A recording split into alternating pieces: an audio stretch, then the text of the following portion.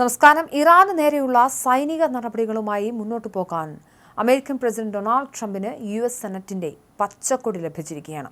യുദ്ധം അവസാനിപ്പിക്കാനും പ്രസിഡന്റിന്റെ യുദ്ധ അധികാരങ്ങൾ പരിമിതപ്പെടുത്താനും ലക്ഷ്യമിട്ട് ഡെമോക്രാറ്റുകൾ കൊണ്ടുവന്ന വാൾ പവേഴ്സ് പ്രമേയം സെനറ്റ് തള്ളി. ഇതോടെ പശ്ചിമേഷ്യയിലെ സംഘർഷം കൂടുതൽ സങ്കീർണമാകുമെന്ന് ഉറപ്പായി.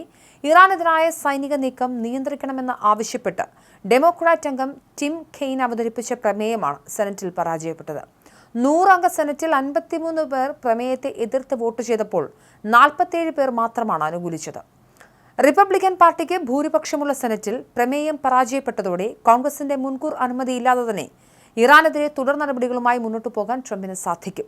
അമേരിക്കൻ രാഷ്ട്രീയത്തിലെ കക്ഷി രാഷ്ട്രീയ സമവാക്യങ്ങളെ അപ്രസക്തമാക്കുന്ന രീതിയിലുള്ള വോട്ടിംഗാണ് ഇറാൻ യുദ്ധവുമായി ബന്ധപ്പെട്ട വാർ പവേഴ്സ് പ്രമേയത്തിൽ കണ്ടത്.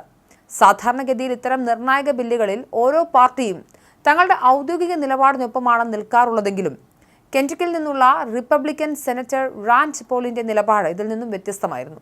സ്വന്തം പാർട്ടിക്കാരനായ പ്രസിഡന്റ് ഡൊണാൾഡ് ട്രംപിന്റെ യുദ്ധ അധികാരങ്ങളെ പിന്തുണയ്ക്കുന്നതിന് പകരം അദ്ദേഹം ഡെമോക്രാറ്റുകൾ കൊണ്ടുവന്ന പ്രമേയത്തെ അനുകൂലിക്കുകയാണുണ്ടായത്.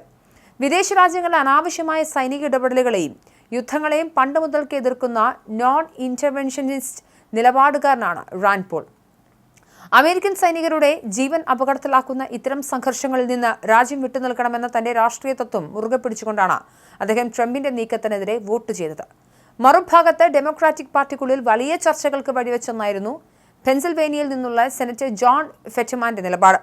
ഡെമോക്രാറ്റുകൾ ഒന്നടങ്കം പ്രമേയത്തെ പിന്തുണച്ച് യുദ്ധം അവസാനിപ്പിക്കാൻ ശ്രമിച്ചപ്പോൾ ഫെറ്റമാൻ റിപ്പബ്ലിക്കൻ പക്ഷത്തോടൊപ്പം ചേർന്ന് പ്രമേയത്തെ എതിർത്ത് വോട്ട് ചെയ്തു. ഇസ്രയേലിന്റെ സുരക്ഷയുമായി ബന്ധപ്പെട്ട വിഷയങ്ങളിൽ കടുത്ത നിലപാടുള്ള നേതാവായാണ് ഫെറ്റമാൻ അറിയപ്പെടുന്നത്. ഇറാനെതിരെയുള്ള ട്രംപിന്റെ സൈനിക നീക്കം ഇസ്രയേലിന്റെ താൽപര്യങ്ങൾ സംരക്ഷിക്കാൻ അനിവാര്യമാണെന്ന ചിന്തയാകാം സ്വന്തം പാർട്ടിയുടെ ഔദ്യോഗിക നിലപാടിന് വിരുദ്ധമായി വോട്ട് ചെയ്യാൻ അദ്ദേഹത്തെ പ്രേരിപ്പിച്ചത്. ഈ രണ്ട് നേതാക്കളുടെയും വോട്ടുകൾ സൂചിപ്പിക്കുന്നത് ഇറാൻ വിഷയത്തിൽ അമേരിക്കൻ കോൺഗ്രസിനുള്ളിൽ പാർട്ടി അതിർവരമ്പുകൾക്കും അപ്പുറത്തുമുള്ള ഭിന്നതകൾ നിലനിൽക്കുന്നു എന്നാണ്. റിപ്പബ്ലിക്കൻ പാർട്ടിക്കുള്ളിലെ ഒറ്റപ്പെട്ട യുദ്ധവിരുദ്ധ ശബ്ദങ്ങളും ഡെമോക്രാറ്റിക് പാർട്ടിക്കുള്ളിലെ ഇസ്രയേൽ അനുകൂല നിലപാടുകളും വരും ദിവസങ്ങളിൽ ട്രംപിന്റെ യുദ്ധതന്ത്രങ്ങളെ എപ്രകാരം ബാധിക്കുമെന്നത് രാഷ്ട്രീയ നിരീക്ഷകർ ഉറ്റുനോക്കുകയാണ്. യുദ്ധം മറ്റ് മേഖലകളിലേക്ക് വ്യാപിക്കുമോ എന്ന ഭീതിയിലാണ് ലോകരാജ്യങ്ങൾ. കഴിഞ്ഞ ദിവസം നാറ്റോ അംഗമായ തുർക്കിയുടെ വ്യോമാതിർത്തി ലംഘിച്ച ഇറാനിയൻ ബാലിസ്റ്റിക് മിസൈൽ നാറ്റോ സഖ്യസേന വെടിവെച്ചിട്ടിരുന്നു. ഇതോടെ നാറ്റോ നേരിട്ട് യുദ്ധത്തിൽ പങ്കാളിയാകുമോ എന്ന ആശങ്കയും വർദ്ധിച്ചിട്ടുണ്ട്.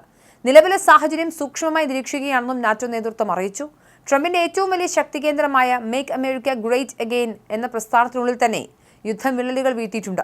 ട്രംപിന്റെ ഉറച്ച അനുയായികളായിരുന്ന പ്രമുഖ മാധ്യമ പ്രവർത്തകർ പരസ്യമായി രംഗത്തെത്തിയിട്ടുണ്ട്. ട്രംപിനെ എതിർത്തുകൊണ്ട് ഇസ്രയേൽ താൽപര്യങ്ങൾ സംരക്ഷിക്കാൻ അമേരിക്കൻ സൈനികരെ ബലി കൊടുക്കുന്നു എന്ന വാദമാണ് മാഗ സഖ്യത്തിലെ വിമർശകർ പ്രധാനമായും ഉയർത്തുന്നത്.